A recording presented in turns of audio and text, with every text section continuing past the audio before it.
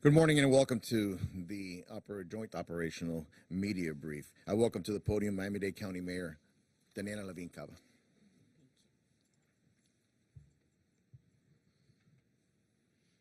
Here we are, day 12.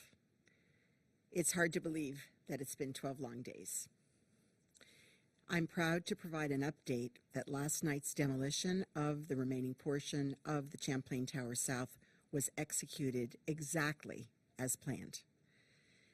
The demolition began at 10:30 p.m. and the building fell as was planned towards Collins Avenue.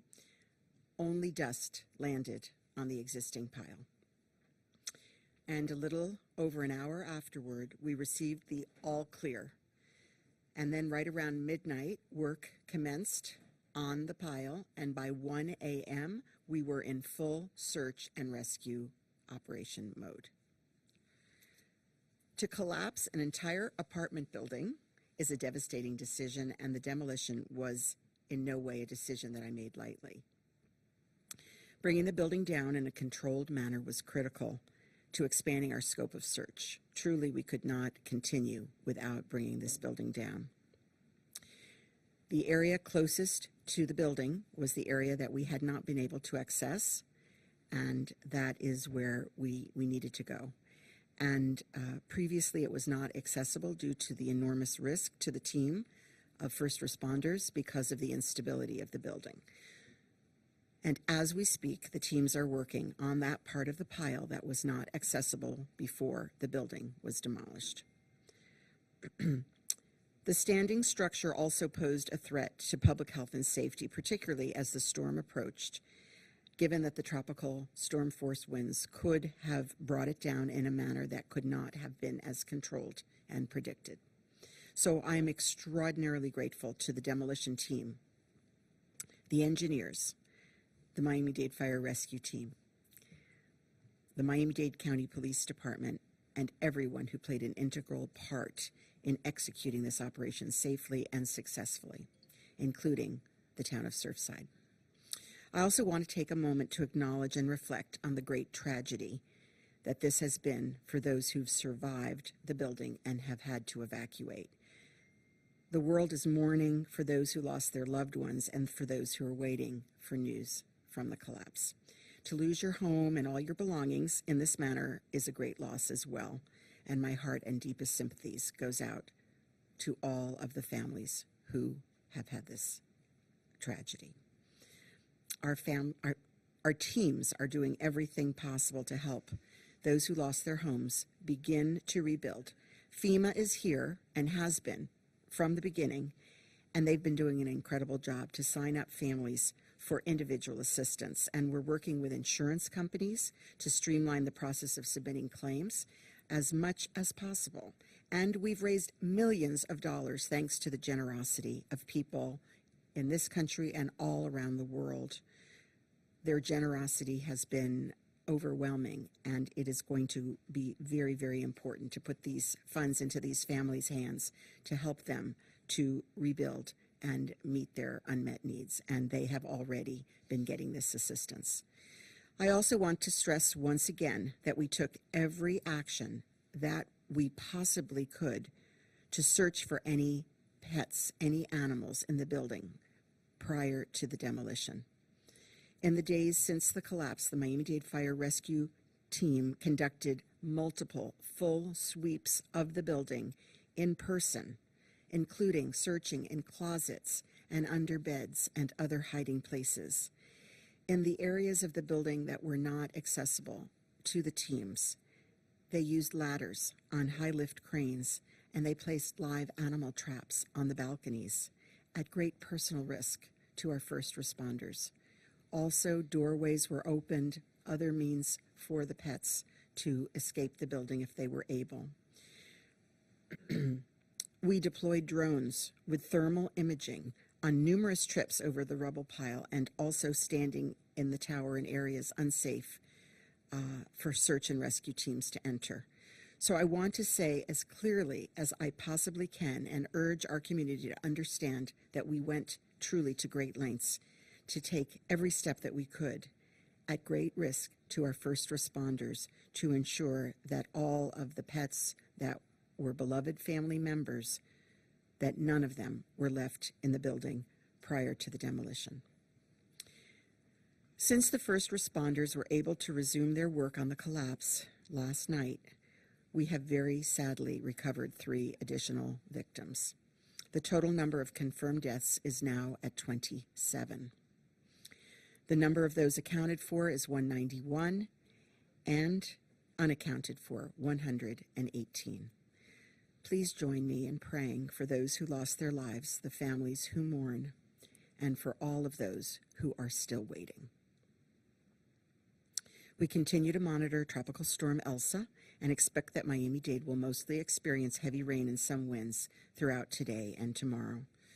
I was grateful to have the opportunity to speak with some of the first responders on site last night, right after the demolition, before they headed back out to the pile.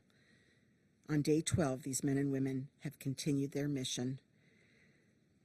They have the same determination and strength as when they got out on day 1.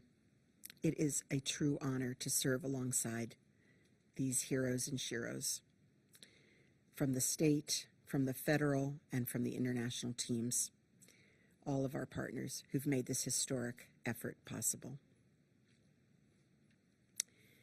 Me enorgullece ofrecer una actualización de que la demolición de anoche de Champlain Tower Sur se ejecutó exactamente como estaba planeado. La demolición comenzó a las 10:30 de la noche y en poco más de 1 hora recibimos el todo claro. Alrededor de la medianoche se reanudó el trabajo y la 1 de la madrugada nuestra operación de búsqueda y rescate comenzó nuevamente. Derrumbar todo un edificio de apartamentos es una decisión extremadamente difícil y la demolición no fue de ninguna manera una decisión que tomé a la ligera. Derribar el edificio de manera controlada fue fundamental para expandir nuestros esfuerzos de búsqueda en la pila más cercana al edificio que anteriormente no era accesible para nuestros equipos. También quiero tomarme un momento para reconocer y reflexionar sobre la gran tragedia que es para aquellos que sobrevivieron al edificio y fueron evacuados. El mundo entero está de luto con los que perdieron a sus seres queridos y los que esperan noticias del colapso. Perder su casa y todas sus cosas de esta manera también es una gran pérdida, y mi corazón y mi más sentido pésame están con todas las familias. Nuestros equipos están haciendo todo lo posible para ayudar a quienes perdieron sus hogares a comenzar a reconstruir. FEMA está aquí y ha estado haciendo un trabajo increíble al inscribir a las familias para recibir asistencia individual, y muchos ya han recibido. También quiero enfatizar una vez más que tomamos todas las medidas posibles para buscar animales en el edificio antes de la demolición. Quiero decirlo con la mayor claridad posible y instar a nuestra comunidad a que comprenda que hicimos todo lo posible y tomamos todos los pasos que pudimos con gran riesgo para nuestros socorristas, para asegurarnos de que no quedaron animales en el edificio antes de la demolición.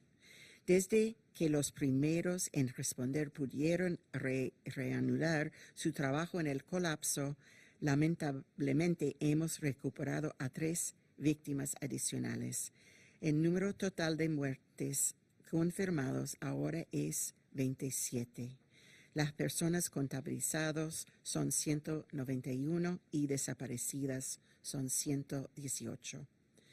Otra vez, oremos por aquellos que perdieron la vida, las familias que están de luto y los que están esperando. Continuamos monitoreando la tormenta tropical Elsa y esperamos que Miami-Dade experimente principalmente lluvias intensas y algunos vientos hoy y mañana. Estamos en el día 12 y los hombres y mujeres continúan su misión con la misma determinación, la misma fuerza de voluntad que lo hicieron el primer día. Yo lo vi.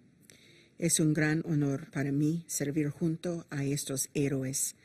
Nuestros extraordinarios equipos de Condado de Miami-Dade y todos los socios estatales, federales y internacionales que han hecho posible esta operación. Mi corazón está con ellos y con toda nuestra comunidad. Gracias.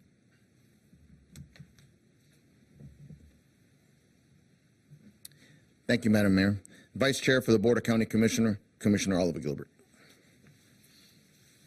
Good morning. I don't have much to add more than what the mayor said. First, I would just like to thank her for her leadership and her strength in this. It's important because when you get elected mayor, you don't think that this is going to happen. We don't prepare for stuff like this. And so watching her serve and lead through this has been truly, it's been my honor to serve and lead with her because that's what leadership is. It's getting something that's unanticipated and doing the very best you can and bringing people together while you do it.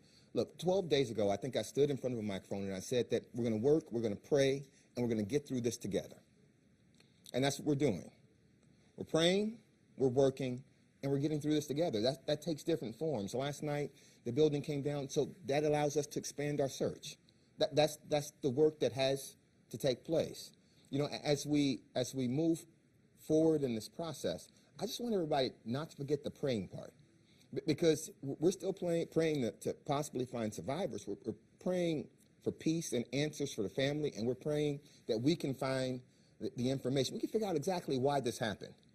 Because this side of the microphone, and I'm sure that all of them would agree, is the worst place in the world in a situation like this. You don't ever want to be delivering bad news to a community because it's not just those families that are hurt. It's the entire community. The weight of that building coming down, those buildings coming down, is on this entire community.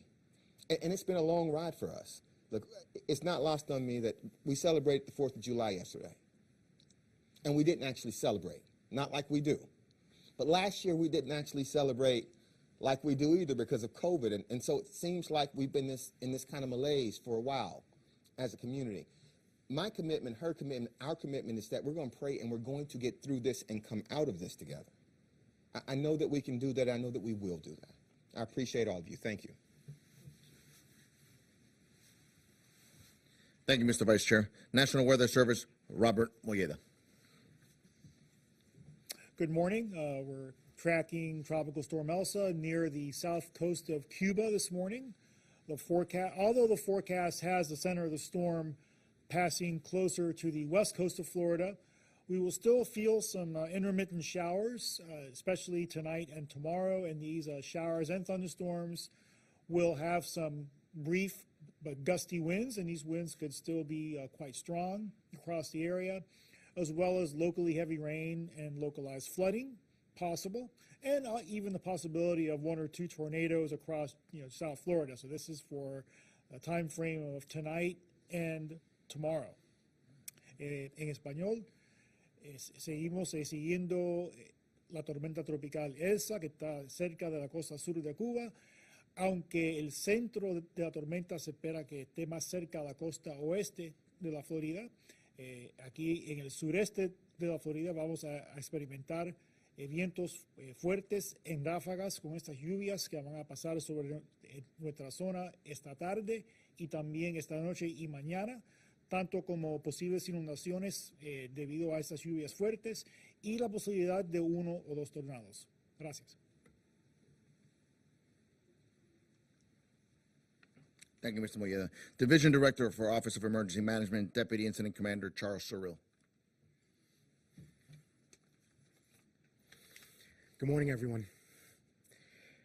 Residents and visitors are urged to continue monitoring Tropical Storm Elsa as it makes its closest approach to South Florida. Starting this evening, residents should avoid any unnecessary travel, as strong winds and heavy rains may make driving hazardous. If you have any questions, you can always call 311.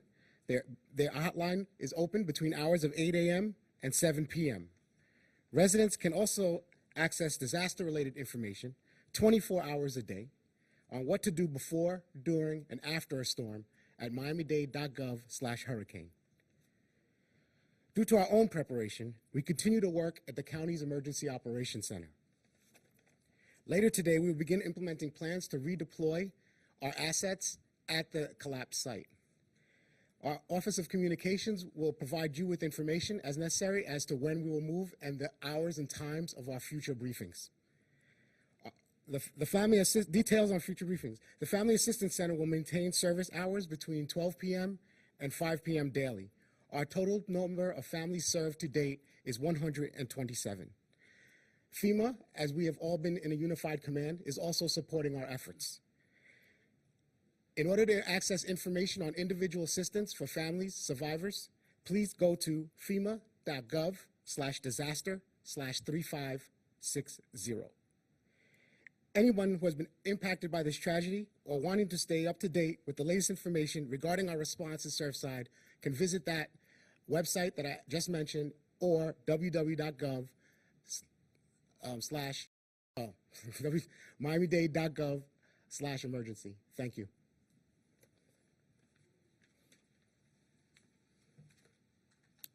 Thank you, sir. Para traducirle lo que dijo el comandante del incidente, Charles Terrell, le voy a traducir. Residentes, si nuestro visitante se le urge que continúe monitoreando la tormenta tropical Elsa mientras se va acercando al sur de la Florida esta tarde y la noche. Empezando esta noche, se le pide a los residentes que no estén manejando por las simples razones que pueden haber fuertes vientos y también lluvias que lo hacen muy peligroso. Si tiene cualquier otra pregunta, pueden ir a la línea del 311 que van a estar operando de 8 de la mañana hasta las 7 de la noche para recibir más información. Residentes pueden también acceder a información 24 horas al día al miamidade.gov/hurricane. Parte de nuestras propias preparaciones, también vamos a estar continuando trabajando aquí del Centro de Operación de Emergencia del Condado, localizado en El Doral. Más tarde en el día vamos a estar implementando planes para poder mandar recursos necesarios hacia el sitio del colapso. Más información de las localizaciones o las horas de informes breves van a estar proveídas por la Oficina de Comunicación del Condado. El Centro de Asistencia Familiar va a mantener su servicio durante las horas de 12 de la tarde hasta las 5 de la tarde diariamente. El número total de familias que han asistido es 127. FEMA también ha apoyado todos nuestros esfuerzos y también para los servicios de las familias que han sido impactadas y ha lanzado una página fema.gov/disaster/3560. Cualquiera persona que haya sido impactada por esta tragedia o se quieren permanecer a información al día pueden utilizar este link para poder ayudarlo de este momento en adelante. Y en este momento, and at this time, our Creole translator, Lionel Letterbourg.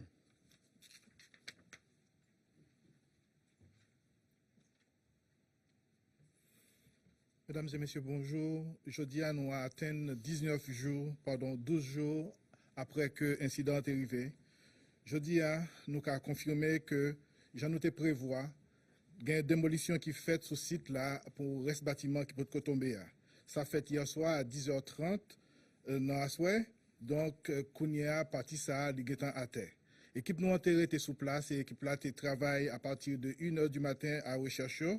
Et nous sommes capables de dire que démolir un building, on partit dans un building, c'est une grosse décision que liée. Et nous avons fait ça parce que la structure a représenté un grand danger pour les gens qui travaillent sur le site. Pour le moment, FEMA sous place, la travaille avec tout acharnement que nous connaissons et il a fait tout ça pour nous capables d'arriver dans la phase rebâtie. Il y a plusieurs millions de dollars qui sont ramassés et pour qu'on y a nous capables de dire gens qui ont inquiétude pour animal domestique que gagne moun sa yo nous fait tout effort pour nous capable de chercher. Gen moun qui prend échelle, gen moun qui cherche en bas cabane dans côté qui est accessible, gen côté qui fait recherche qui fait dans la closette pour nous chercher animal sa yo y compris nous servir avec drone pour qui gagne effet thermique pour capable faire recherche nous fait tout ça nous capable pour animal domestique sa yo. Hier soir dans des combio, yo joine 3 morts additionnels. Et ça qui portait chiffre à 27 morts. Nous que nous rejoignons à niveau 191 pour le moment. Elsa a approché et ça capable de passer dans Miami-Dade Kounia, capable de gros la pluie d'ici fin journée avec journée demain. Pour le moment, l'équipe secouriste a travaillé en pile. Nous avons parlé avec eux récemment. Ça que nous sommes capables de dire que nous étions avec les gens qui ont souffert et nous sympathiser avec eux. Merci. Thank you, Mr. Arabo. We're going to go into questions and answers. We also have present here Deputy Fire Chief Arthur Holmes, along with the Miami-Dade Police Department Director, Freddie Ramirez. So please raise your hand, wait until you're called upon, and address the speaker. Willard? Chief Holmes, please. Sir, several days ago, Chief Kaminsky indicated that we had been through about 3 million pounds of this equipment earlier during the week of the debris. Now, obviously, more of that has come down. Do you have any idea how much more you have to deal with now, even though you have access to the site? And the work plan for that, obviously, this is a tedious process. Do you have any update on those numbers? I don't have any updates on the numbers of pounds now. But with the building down, we're able to focus on that area that we was trying to get to that was causing a threat to our personnel. But I can get you that number later on. Is there any number about what, on an average workday, you'll be able to get through to get the director the things that his department needs to do the investigation, and of course the family members, the recovery, any artifacts? Is there an idea of any amount of time that it's going to take per day to go through this? We're working 24 hours a day. We have two 12-hour blocks. We have teams on it in the afternoon and teams on it at night. We're working 24 hours a day. Thank you very much. Mayor Cava, first of all, congratulations to the entire team on a successful mission last night. We all feel it for you, and there's a sense of relief, I think, in the community and in this room. You mentioned now that you can access the area closest to the building, which I imagine was not accessible earlier. Can you tell us what all of you anticipate finding there and what's happening today also with the audit and the investigation as we move forward? So this pile closest to the building was actually holding the building up. And so therefore it was not safe to do search activities on that part of the pile. So that was, apart from the impending storm, we wanted to move that building if we could safely do so, so that we could gain access to that pile. So that is the focus of our efforts right now. We're looking for voids, again, where someone may have been able to be inside. And so that is the purpose of the search right now. As yes, so this investigation is going to be ongoing. It's very complicated. The state attorney has indicated she would ask the grand jury to get involved. We have the National Institute of Standards and Technology, NIST. They have been active on the site. They did LiDAR photographing of the existing structure before it came down. They have teams that have been exploring every part of the building that they had access to. They have been interviewing people, and so the investigation will continue over a long period of time. Yes, question in Spanish on the tropical storm side. The effects that you described, is that happening, I believe, on Wednesday for South Florida in Spanish? And will that affect the rescue effort, even if it's not a direct impact? The rains, the possible winds, is that going to affect the search effort in español? Sí, los impactos de las lluvias, de los vientos, sería para esta noche y mañana principalmente. Hemos estado, bueno, desde que esto empezó, hemos estado llamando, por eso llamando a personas que están, al personal que están ahí en el sitio, avisándoles cuando hay mal tiempo, aproximándose a la zona. O sea, y estos esfuerzos van a continuar. Pero la búsqueda puede continuar durante el paso de los efectos de la tormenta. Bueno, yo no puedo contestar eso específicamente, solo o sea, en cuanto a los informes del tiempo, nosotros avisamos a los que están en el sitio si hay mal tiempo, o sea, por ejemplo, relámpagos o fuertes lluvias o fuertes vientos aproximándose a la zona. Entonces ellos toman las acciones apropiadas. Excuse me. También puedo decir, los vientos hasta 30 millas por hora podemos seguir y solamente por relámpagos terminamos un poquito. Mayor, as far as Tropical Storm Elsa, and you addressed it well, but I just want to know, is there a threshold where you, once it's, the elements start Right. happening, where do you look at the threshold as far as ceasing operations? So, as I just said in Spanish, it's about 30 miles per hour. I know, okay, it's a, Do you go back to school? you do. We go to about 30 miles per hour. Wind is safe to conduct the search and only otherwise leave for lightning. And then the other one, 12 days, 27 deceased. Obviously, there's going to be a lot more deceased, but everyone in this room and everyone in the world wants there to be a miracle. But how hard is it to avoid saying this is a recovery mission? We worked very hard to bring this building down so we could get access to this pile, where it is hoped that there are voids that will allow us to continue the search and rescue operation. So that is what we are doing today. Mayor Cava, specific follow-up to the investigation. Is there a design flaw being looked at in the building, in the Champlain buildings, and are the police part of that investigation? You want to answer that? Good morning. Like the mayor stated earlier, there are other investigators involved in this process, very preliminary. Right now, the scope of the Miami-Dade Police Department is a death investigation. Our goal is to work with fire rescue to recover family members and make those notifications. As this moves forward, we'll have those linear investigations, and we'll be working under the scope of our state attorney, Kathy Rundle, who's also involved in this process. But right now, the scope is recovering family members. And preserving evidence. Exactly, preserving evidence. Okay.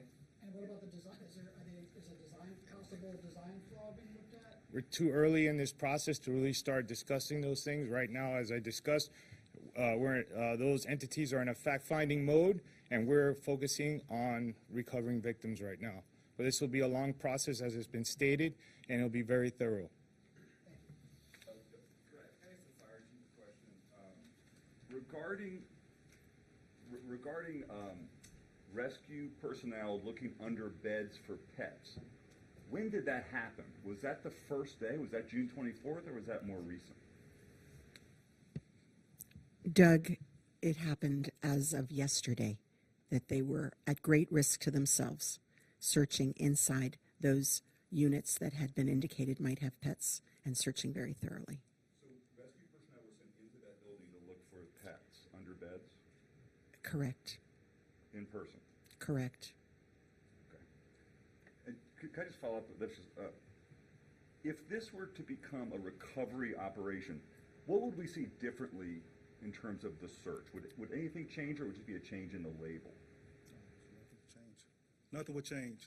Nothing would change. Nothing would change. Just the label and who would be in charge of it? Correct. Okay, thank you. Thank you, Mayor. It has been 12 days. It has been a very long time. A lot of people are asking how long does it take for the rescue? Can you give us a specific timeline, days, weeks, months? And how likely do you think there are still people alive under the rubble? So we are on day 12, and obviously the longer we go, the harder it is. However, we have just opened the possibility of search in an area where there may be voids, and that is where we're concentrating our efforts. And for the victims, the families of the victims, except insurance, what kind of other remedies will they get from the county or from the state? So we have on site the counselors with FEMA, with the State Department of Emergency Management, the private sector that is handling donations that have been given generously from around the world. We have counselors, relocation assistance experts. We are with these families as long as it takes to help them, not just for those who must bury loved ones, but beyond. For the international rescue team, what kind of role are they playing in this rescue? So we had international rescue workers from both Israel and Mexico that joined the team. They were embedded along with the task force members and were fully involved in the search and rescue operation. One final question. We're good. Thank you very much, folks. here?